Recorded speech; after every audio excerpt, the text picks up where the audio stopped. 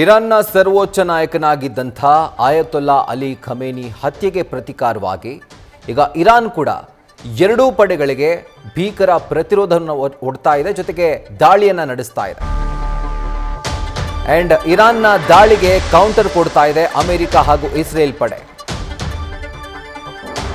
ಇರಾನ್ನ ರಾಜಧಾನಿ ಟೆಹರಾನ್ ಮೇಲೆ ಮತ್ತೆ ಈ ಜಂಟಿ ಪಡೆಗಳು ದಾಳಿ ನಡೆಸಿದ್ದಾವೆ. ಆಪರೇಷನ್ ಎಪಿಕ್ ಫ್ಯೂರಿಯಲ್ಲಿ ಅಮೆರಿಕ ಯೋಧರು ಕೂಡ ಸಾವನ್ನಪ್ಪಿದ್ದಾರೆ ಅನ್ನುವಂಥ ಮಾಹಿತಿ ಲಭ್ಯವಾಗ್ತಾ ಇದೆ. ಅಂಡ್ ಇದಕ್ಕೂ ಕೂಡ ನಾವು ಪ್ರತೀಕಾರವನ್ನ ತೀರಿಸಿಕೊಳ್ತೀವಿ ಅನ್ನುವಂಥ ಎಚ್ಚರಿಕೆಯನ್ನ ಈಗ ಅಮೆರಿಕ ಅಧ್ಯಕ್ಷ ಡೊನಾಲ್ಡ್ ಟ್ರಂಪ್ ಕೊಟ್ಟಿದ್ದಾರೆ. ಇರಾನ್ ಸೇನೆ ನಮಗೆ ಶರಣಾಗಬೇಕು, ಶರಣಾದ್ರೆ ಅವ್ರಿಗೆ ಜೀವದಾನ, ಇಲ್ದಿದ್ರೆ ಮರಣ ಅವ್ರಿಗೊಂದೇ ದಾರಿ ಇರೋದು, ಸಾವೊಂದೇ ಅವರ ಮುಂದೆ ಇರುವಂಥ ಆಯ್ಕೆ ಅಂತ ಹೇಳಿ ಡೊನಾಲ್ಡ್ ಟ್ರಂಪ್ ಒಂದು ಖಡಕ್ ವಾರ್ನಿಂಗ್ ಅನ್ನ ಇರಾನ್ನ ಸೈನಿಕರಿಗೆ ಕೊಟ್ಟಿದ್ದಾರೆ. ಸೊ ಮಧ್ಯಪ್ರಾಚ್ಯದಲ್ಲಿ ಈಗ ಮತ್ತೊಮ್ಮೆ ಇರಾನ್ನಿಂದ ಕೌಂಟರ್ ಅಟ್ಯಾಕ್ ಆಗಿರುವಂಥದ್ದು ಇಸ್ರೇಲ್ ಹಾಗೂ ಅಮೆರಿಕ ಪಡೆಗಳ ಮೇಲೆ ಹಾಗೂ ಅವರ ಸೇನಾ ನೆಲೆಗಳ ಮೇಲೆ. ಸೊ ಇದಕ್ಕೆ ಮಗದೊಮ್ಮೆ ಈ ಜಂಟಿ ಪಡೆ ಈಗ ಕೌಂಟರ್ ಅಟ್ಯಾಕ್ ಮಾಡಿದೆ ಆ್ಯಂಡ್ ವಾರ್ನಿಂಗ್ ಅನ್ನು ಕೂಡ ಕೊಡಲಾಗಿದೆ. ಅಮೆರಿಕ ಅಧ್ಯಕ್ಷ ಟ್ರಂಪ್ ಒಂದು ವಾರ್ನಿಂಗ್ ಕೊಟ್ಟಿದ್ದಾರೆ.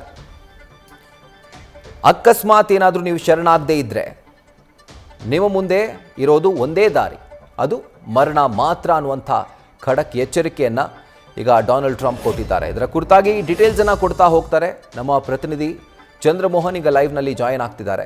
ಚಂದ್ರಮೋಹನ್, ಒಂದು ಕಡೆ ಅಮೆರಿಕ ಹೇಳುತ್ತೆ ಶರಣಾಗಬೇಕು ಅಂತ, ಮಗದೊಂದು ಕಡೆಯಲ್ಲಿ ಅದೇ ಅಮೆರಿಕ ಹೇಳುತ್ತೆ ನಮ್ಮ ಗುರಿ ತಲುಪುವವರೆಗೂ ಕೂಡ ನಾವು ಈ ಒಂದು ಕಾರ್ಯಾಚರಣೆಯನ್ನು ಮುಂದುವರಿಸ್ತೀವಿ ಅಂತ. ಸೊ ಹಾಗಿದ್ರೆ ಇನ್ನಷ್ಟು ಭೀಕರತೆಯನ್ನು ಪಡೆದುಕೊಳ್ಳುತ್ತಾ ಯುದ್ಧ ಅಂತ? ರಾಹುಲ್, ಈಗ ಮುಖ್ಯವಾಗಿ ಅಮೆರಿಕದ ಅಧ್ಯಕ್ಷ ಡೊನಾಲ್ಡ್ ಟ್ರಂಪ್ ಅವರು ನೇರವಾಗಿ ಇರಾನ್ನ ಸೇನೆಗೆ ಎಚ್ಚರಿಕೆಯನ್ನು ಕೊಟ್ಟಿದ್ದಾರೆ. ಇರಾನ್ ಸೇನೆ ಸಂಪೂರ್ಣವಾಗಿ ಶರಣಾಗತ ಆಗಬೇಕು ಅಂತೇಳಿ.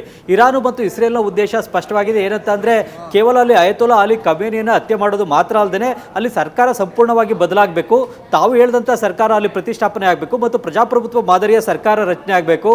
ಈ ಧಾರ್ಮಿಕ ಮೂಲಭೂತವಾದಿಗಳ ಸರ್ಕಾರ ಇರಾನ್ನಲ್ಲಿ ಇರಬಾರ್ದು. ಈ ಧಾರ್ಮಿಕ ಮೂಲಭೂತವಾದಿಗಳ ಸರ್ಕಾರ ಇದ್ದರೆ ಅದು ಮುಂದೆ ಮತ್ತೆ ಅಲ್ಲಿ ನ್ಯೂಕ್ಲಿಯರ್ ಬಾಂಬ್ಗಳನ್ನು, ನ್ಯೂಕ್ಲಿಯರ್ ಕ್ಷಿಪಣಿಗಳನ್ನು, ಖಂಡಾಂತರ ಕ್ಷಿಪಣಿಗಳನ್ನು ತಯಾರು ಮಾಡುತ್ತೆ. ಅದು ಇಸ್ರೇಲ್ ಮತ್ತು ಅಮೆರಿಕ ದೇಶಗಳಿಗೆ ದೊಡ್ಡ ಬೆದರಿಕೆಯನ್ನು ಒಡ್ಡುತ್ತೆ. ಆ ಕಾರಣಕ್ಕಾಗಿ ಈ ಇರಾನ್ನಲ್ಲಿ ಧಾರ್ಮಿಕ ಮೂಲಭೂತವಾದಿಗಳ ಸರ್ಕಾರ ಅಸ್ತಿತ್ವಕ್ಕೆ ಇರಲೇಬಾರದು ಅನ್ನೋ ಒಂದು ತೀರ್ಮಾನವನ್ನು ತೆಗೆದುಕೊಂಡಿದ್ದಾರೆ. ಈ ಕಾರಣಕ್ಕಾಗಿ ಈಗ ಆಯತೊಲ್ಲಾ ಅಲಿ ಖಮೇನಿ ಮತ್ತು ಅವರ ಸರ್ಕಾರದ ಹಿರಿಯ ಅಧಿಕಾರಿಗಳು, ರಕ್ಷಣಾ ಸಚಿವರು ಸೇರಿದಂತೆ ಪ್ರಮುಖರೆಲ್ಲರನ್ನೂ ಕೂಡ ಈಗಾಗಲೇ ಅಮೆರಿಕ ಮತ್ತು ಇಸ್ರೇಲ್ ಹತ್ಯೆ ಮಾಡಿವೆ.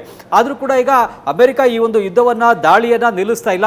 ಇನ್ನೂ ಕೂಡ ನನ್ನ ಉದ್ದೇಶವನ್ನು, ಗುರಿಯನ್ನು ನಾವು ತಲುಪಿಲ್ಲ, ಅಲ್ಲಿ ಇರಾನ್ನಲ್ಲಿ ಇರ್ತಕ್ಕಂಥ ಸೇನೆ ಎಲ್ಲವೂ ಕೂಡ ನಮಗೆ ಶರಣಾಗಬೇಕು ಅಂತೇಳಿ ಡೊನಾಲ್ಡ್ ಟ್ರಂಪ್ ಅವರು ಹೇಳ್ತಾ ಇದ್ದಾರೆ. ಮುಖ್ಯವಾಗಿ ಇರಾನ್ ದೊಡ್ಡ ದೇಶ, ಕನಿಷ್ಠ ಈ ಒಂದು ಯುದ್ಧ ಮತ್ತು ಸಂಘರ್ಷ 4 ವಾರಗಳವರೆಗೂ ಕೂಡ ನಡೀಬಹುದು ಅನ್ನುವ ಮಾತನ್ನು ಕೂಡ ಅಮೆರಿಕ ಅಧ್ಯಕ್ಷ ಡೊನಾಲ್ಡ್ ಟ್ರಂಪ್ ಅವರು ಹೇಳಿದ್ದಾರೆ.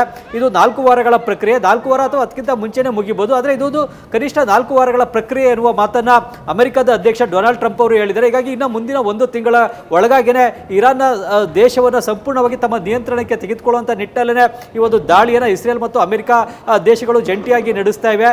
ಈಗ ಮೊದಲ ದಿನವೇ ಯಶಸ್ಸನ್ನು ಇಸ್ರೇಲ್ ಮತ್ತು ಅಮೆರಿಕ ದೇಶಗಳು ಕಂಡಿವೆ.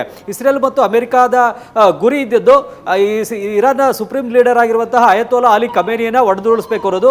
ಆ ಒಂದು ಗುರಿಯನ್ನು ರೀಚ್ ಆಗಿದೆ ಮತ್ತು ಅವರ ಸರ್ಕಾರದ ಪ್ರಮುಖ ಸಚಿವರುಗಳನ್ನು, ಸೇನಾಧಿಕಾರಿಗಳು ಎಲ್ಲರನ್ನೂ ಕೂಡ ಹತ್ಯೆ ಮಾಡಿದ್ದಾರೆ. ಆದ್ರೆ ಈಗ ಹೊಸ ಸುಪ್ರೀಂ ಲೀಡರ್ ಆಗಿ ಅರಫಾಜಿಯನ್ನು ಆಯ್ಕೆಯನ್ನು ಮಾಡಿಕೊಂಡಿದ್ದಾರೆ. ಈಗ ಒಂದು ಹೊಸ ಸುಪ್ರೀಂ ಲೀಡರ್ ಕೂಡ ನಾವು ಅಮೆರಿಕದ ವಿರುದ್ಧ ಪ್ರತೀಕಾರವನ್ನು ತೀರಿಸಿಕೊಳ್ತೇವೆ, ಪ್ರತಿದಾಳಿಯನ್ನು ನಡೆಸ್ತೇವೆ ಅಂತೇಳಿ ಹೇಳ್ತಾ ಇದ್ದಾರೆ. ಹೀಗಾಗಿ ಈ ಒಂದು ಪ್ರತಿದಾಳಿಯನ್ನು ಇರಾನ್ ನಡೆಸೋವರೆಗೂ ಕೂಡ ಅಮೆರಿಕ ಕೂಡ ಇರಾನ್ನ ಮೇಲೆ ದಾಳಿಯನ್ನು ಮುಂದುವರಿಸ್ತಾನೆ ಇರುತ್ತೆ. ಹಾಗಾಗಿ ಈಗ ಸದ್ಯಕ್ಕಂತೂ ಈ ಅಮೆರಿಕ ಮತ್ತು ಇರಾನ್ ನಡುವಿನ ಸಂಘರ್ಷ, ಈ ಯುದ್ಧ ನಿಲ್ಲುವಂಥ ಲಕ್ಷಣ ಕಾಣ್ತಾ ಇಲ್ಲ.